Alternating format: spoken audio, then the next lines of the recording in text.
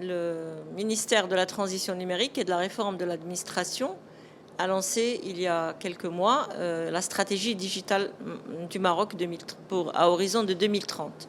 Et dans ce cadre-là, nous mettons en place plusieurs initiatives pour permettre de consolider cette expérience, c'est-à-dire d'un côté l'économie numérique et de l'autre tout ce qui concerne la réforme de l'administration.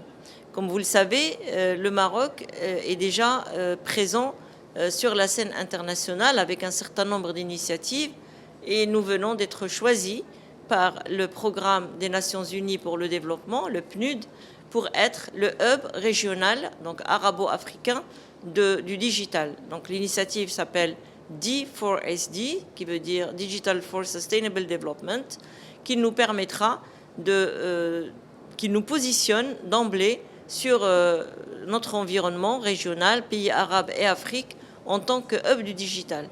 Et dans ce contexte-là en particulier, nous aurons le plaisir et la charge du Centre d'excellence en intelligence artificielle et sciences des données. Donc aujourd'hui, nous avons la réputation du Maroc qui nous permet de nous positionner sur le continent. Bien sûr, nous œuvrons avec des initiatives d'envergure, mais aussi à travers des collaborations internationales et aussi régionales autour des domaines du digital, de l'intelligence artificielle, des sciences des données.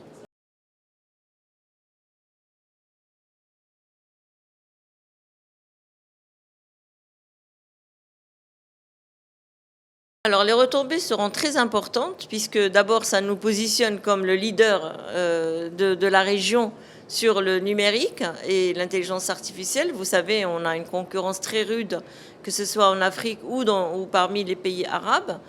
Aujourd'hui, le Maroc se positionne à la croisée de l'Afrique avec la présence de pays anglophones qui sont assez avancés dans le domaine. Et puis, à notre droite, on a tous les pays arabes qui investissent de manière colossale dans le digital et de l'intelligence artificielle.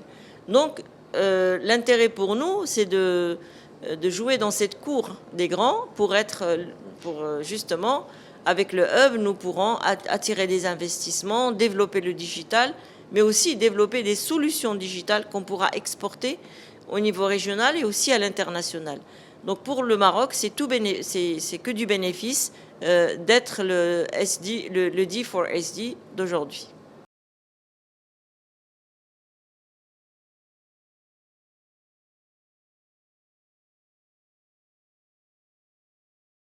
Alors, nous avons énormément d'initiatives déjà en cours. Nous avons des appels, nous avons des fonds d'investissement qui investissent. Donc, nous avons lancé un appel à manifestation d'intérêt. Nous avons des fonds d'investissement internationaux, beaucoup, qui investissent dans les startups marocaines, que ce soit en seed, en pré-seed, etc. Ça veut dire que, en fait, même les startups qui démarrent trouvent preneurs aujourd'hui.